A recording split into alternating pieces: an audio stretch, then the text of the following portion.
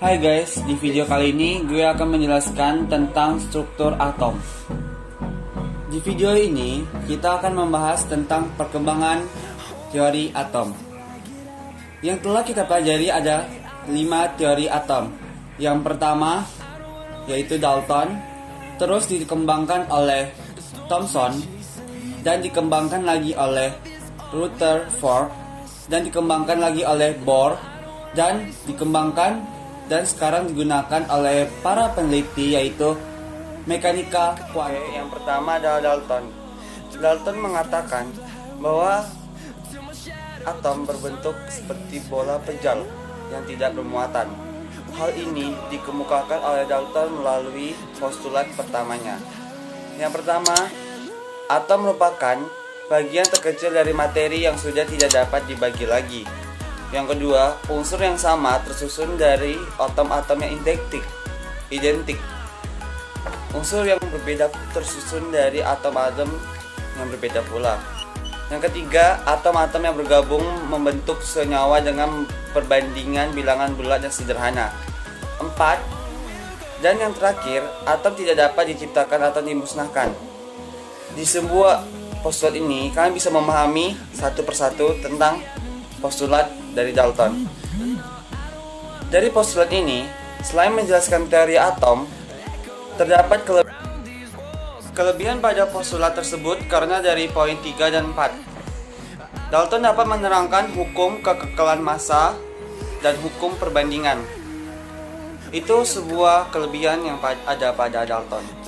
Kekurangan pada Dalton: 1. Dalton tidak dapat menerangkan sifat listrik atom. Pada kenyataannya, atom-atom masih dapat dibagi lagi menjadi partikel subatomik. Itulah kekurangan yang ada pada atom. Jadi di sini kita bisa lihat apa kelebihan dan kekurangannya pada atom. Baik, kita lanjut yang kedua yaitu ke Thomson. Thomson mengemukakan bahwa atom berbentuk bola pejal yang bermuatan positif dan di permukaan atom terdapat partikel-partikel elektron yang menyeliputinya, sehingga atom bermuatan netral. Jika digambarkan model atom ini seperti roti kismis. Thomson mengemukakan teorinya berdasarkan percobaan tabung sinar katoda dan menemukan partikel subatom elektron. Pada percobaan tersebut, berkas sinar ditembakkan dari katoda ke anoda dan melalui lubang dan celah cahaya sehingga menuju layar yang menghasilkan pedaran cahaya. Thomson berasumsi bahwa yang membuat pedaran pada layar merupakan suatu partikel, sehingga pada pengujiannya Thomson menempatkan sebuah baling-baling atau roda di antara katoda dan anoda, dan ketika dihubungkan dengan sumber arus baling-baling atau roda tersebut bergerak. Hal ini menandakan bahwa berkas sinar katoda merupakan suatu partikel materi. Ketika tabung katoda dipasangkan dengan magnet, ternyata berkas sinar dibelokkan dengan plat menuju atau mendekati kutub positif pada plat. Hal ini mengindikasikan bahwa partikel bekas sinar katoda memiliki muatan negatif dan berikutnya dikenal dengan elektron. Kelebihan dari Thomson yaitu dapat menerangkan adanya partikel subatom, dapat menerangkan sifat listrik atom. Tetapi ia juga memiliki kelemahan, yaitu tidak dapat menjelaskan susunan muatan positif dan negatif dalam atom. Thomson dikembangkan lagi oleh Rutherford sebagai berikut dan penjelasan Rutherford mengemukakan bahwa atom memiliki inti atom yang bermuatan positif dan elektron bergerak mengelilingi inti. Teorinya didasarkan pada percobaan hamburan sinar alfa pada lempeng emas tipis. Berkas sinar alfa ditembakkan melalui celah pada 4 timbal menuju ke lempeng emas dan dihamburkan ke layar dan menghasilkan pedaran cahaya. Pada percobaan tersebut terdapat beberapa fakta yang terdapat atau didapat dari berkas sinar alfa yang dilewatkan dari lempeng emas. Ternyata mayoritas sinar diteruskan belakang lempeng yang terlihat dari pedaran yang dihasilkan. Jika kita gambarkan kondisinya kira-kira seperti ini ya guys. Jadi ditunggu. Jadi kebanyakan sinyal alfa diteruskan ke layar yang artinya hampir sama bagian atom merupakan ruang hampa atau ruang kosong. Berikutnya terdapat berkas sinyal alfa yang dibelokkan. Rutherford menyimpulkan bahwa ada partikel lain pada atom yang membelokkan sinyal alfa. Karena berkas sinyal alfa yang bermuatan positif, maka partikel pada atom tersebut pasti juga bermuatan positif guys. Yang mengakibatkan tolakan yang membelokkan sinyal alfa, lalu ternyata terdapat sejumlah berkas sinyal alfa yang dipantulkan. Hal itu disebabkan seolah-olah partikel lain yang bertumbukan dengan berkas sinyal alfa dan itu bukan terkonsentrasi satu bagian. Atom memiliki partikel bermuatan positif yang berada di tengah-tengah atom yang selanjutnya disebut inti atom. Kelebihan teori Rutherford. 1. Dapat menerangkan fenomena penghamburan partikel alfa pada lempeng emas tipis.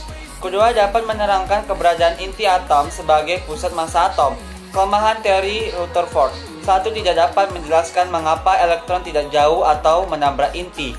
Kelemahan teori atom Rutherford ini akan dijelaskan oleh teori atom berikutnya, yaitu teori atom Bohr.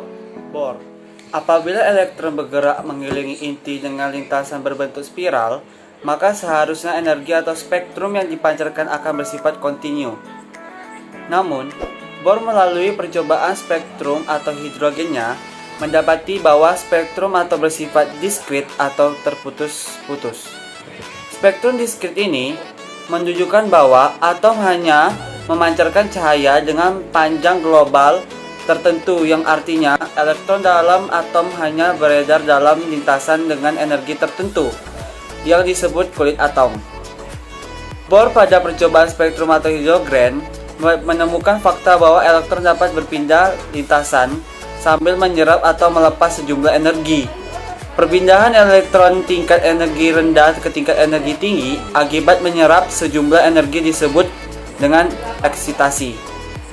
Keadaan eksitasi ini hanya berlangsung sementara saja ya guys. Karena elektron yang menyerap energi tersebut menjadi tidak stabil, sehingga elektron akan kembali lagi ke keadaan semula dengan melepas energi yang diserap tadi.